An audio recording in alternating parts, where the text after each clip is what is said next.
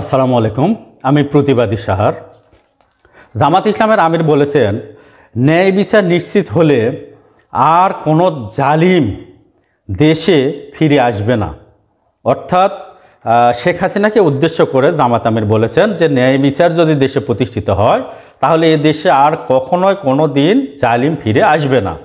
জামাত ইসলামের এই কথাটা অত্যন্ত যৌক্তিক, কারণ বিগত কিছু ঘটনা নিয়ে আমি আপনাদের সামনে বিষয়টা তুলে ধরব।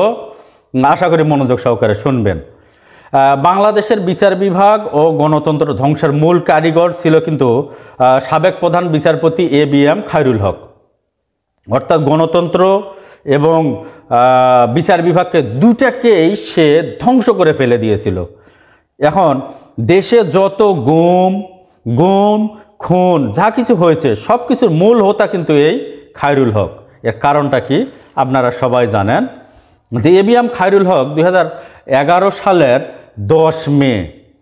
10 মে তত্ত্বাবধায়ক সরকার ব্যবস্থা এদেশ থেকে চিরতরে বাতিল করে দেয়, যার দ্বারা এদেশে আর কোনো দিন ভোট হয়নি। এই আইনের দ্বারা এদেশে আর সুষ্ঠু ভোট কোনো দিন হয়নি। যতগুলো ভোট হয়েছে 14 সাল বলেন, 18 বলেন, 24 সবগুলো হয়েছে ডাকাতির ভোট। এর কারিগর কিন্তু বিচারপতি এবিএম খায়রুল হক। সে কিন্তু দায় এড়াতে পারে না। তার কারণে দেশে যত অত্যাচার হয়েছে, যত গুম হয়েছে। এর সঙ্গে সহযোগী ছিল বিচারপতি এনায়েতুর রহিম, সে সহযোগী ছিল। এই বিচারপতিরা মিলে আওয়ামী লীগের সময়ে এই দেশটাকে জাহান্নাম বানিয়ে দিয়েছিল। তারা যে বিচারের নামে কতটা মানুষের উপরে জুলুম করেছেন, অন্যায় করেছিল, তার 2-1টা প্রমাণ আমি আপনাদের দেখাবো। যে পুরো আওয়ামী লীগ শাসন আমলে এই প্রত্যেকটা বিচারকই হাসিনা ছিল। প্রত্যেকটা বিচারক এই আওয়ামী লীগের আমলে যারা ছিল তারা কিন্তু এক একজন হাসিনা ছিল। এই যে এনায়েতুর রহিম বলেন, এবিএম খায়রুল হক বলেন, এরা নিজেরাই হাসিনা ছিল। কিভাবে মানুষের উপরে এরা প্রতিশোধ নিয়েছে, অন্যায় করেছে একটু দেখেন। সেটা হচ্ছে দেলোয়ার হোসেন সাঈদীকে জেলখানা থেকে বের করে নিয়ে এসে 14 আগস্ট 2023 সালে হত্যা করা হয়।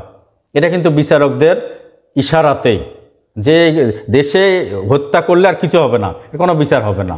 অথচ দেলোয়ার হোসেন সাঈদী একজন নিরপরাধ লোক ছিল, কিন্তু বিচারকেরা তাকে কতদিন ধরে সাজা দিয়েছিল, 90 বছর না 92 বছর সাজা দিয়েছিল বিচারকেরা। কত বড় অন্যায় করছে। এরপরে দেখেন জনাব তারেক রহমানের নামে 75টা মামলা দেওয়া হয়েছে। এত সাহস কোথায় পেল হাসিনা? বিচারকেরাই সাহস জুগিয়েছে। 75টা মামলা মানে কি? নিরপরাধ একটা লোক ছিল, তার নামে 75টা মামলা দেওয়া হয়েছে। এরপরে দেখেন এই বিচারকরাই কিন্তু এর মূল দায়ী। এরপরে খালেদা জিয়ার নামে 23টি মামলা আপাতত খারিজ হয়েছে। তার মানে আরও কতগুলো আছে মামলা, একবার চিন্তা করে দেখেন। নিরপরাধ একটা লোক, সাবেক প্রধানমন্ত্রী, তার বিরুদ্ধে এতগুলো মামলা, তাহলে সাধারণ জনগণের আরও কতগুলো মামলা। উস্কে কে দিয়েছিল, সাহস কে জুগিয়েছিল? এই বিচারপতিরা, অর্থাৎ এই খায়রুল হক আর হচ্ছে এনায়েতুর রহিম। এরপরে দেখেন বর্তমানে যে অন্তর্বর্তী সরকারের প্রধান ডক্টর মোহাম্মদ ইউনূস স্যারের নামেও একাধিক মামলা। মিনিমাম আমার তো মনে হয় 5 থেকে 6টা মামলা তার নামে আছে। অথচ সে একজন নোবেল বিজয়ী, বাংলাদেশের একজন প্রখ্যাত জ্ঞানী ব্যক্তি, অত্যন্ত ভালো মানুষ, তার নামেও 6টা মামলা দেওয়া হয়েছে। তাহলে চিন্তা করে দেখেন সাহস কে জোগাইছে এবং এর উৎসটা কি? বিচারপতিরা, মানে আওয়ামী লীগের আমলের বিচারপতি, এখনকার কথা বলছি না। এরপরে দেখেন এই বিচারপতিরাই বিচারের নামে কত নিরপরাধ লোকগুলোকে ফাঁসি দিয়েছে। 2-1টা কথা আমি বলি। সহকারী সেক্রেটারি জেনারেল কাদের মোল্লা, জামাতের নেতা কাদের মোল্লাকে কিন্তু বিনা দোষে এই বিচারপতিরাই ফাঁসি দিয়েছে। চিন্তা করে দেখেন, এটা কিন্তু কোনো প্রকার ফাঁসি দেওয়ার মতো কোনো সাজা ছিল না। এরপরে দেখেন মোহাম্মদ কামরুজ্জামানকে ফাঁসি দেওয়া হয়েছে, জামাতের নেতা কামরুজ্জামানকে ফাঁসি দেওয়া হয়েছে মিথ্যা অভিযোগের ভিত্তিতে।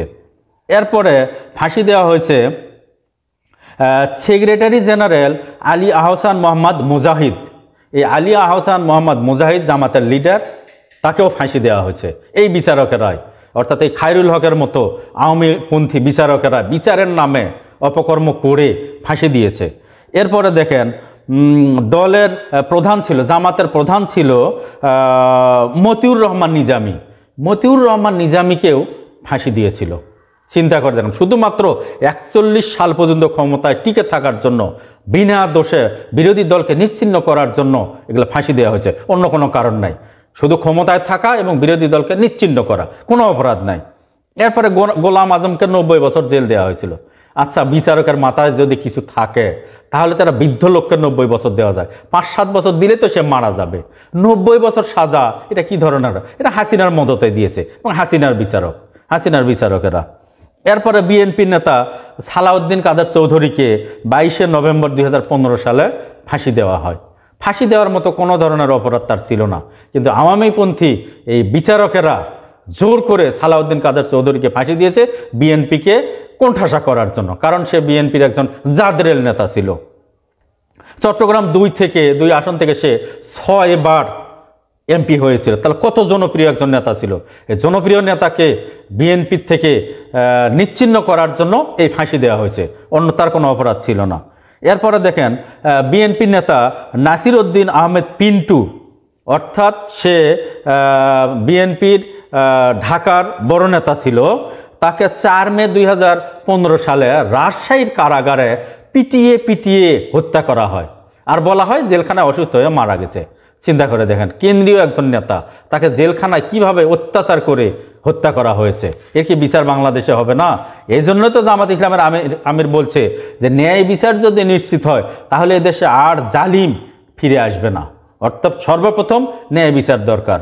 এরপরে দেখেন এই যে পিন্টুকে যে জেলখানা যে হত্যা করা হয়েছিল, নাসির উদ্দিন পিন্টু বিএনপি নেতা, মামলা নেয়নি, কোনো কোর্ট মামলা নেয়নি, কোনো থানা মামলা নেয়নি। 9 বছর পর মামলা নিয়েছে। চিন্তা করে দেখেন, মামলা পর্যন্ত নেয়নি। তাহলে সে সময়ের প্রশাসন কি অবস্থা ছিল? ধন্যবাদ ডক্টর মোহাম্মদ ইউনূস স্যারকে যে সেই পরিস্থিতি বর্তমানে আর নেই, অনেক উন্নতি হয়েছে। আশা করি আরও ভালো হবে। এই বলে আমি আমার কথা শেষ করছি। খোদা হাফেজ, ভালো।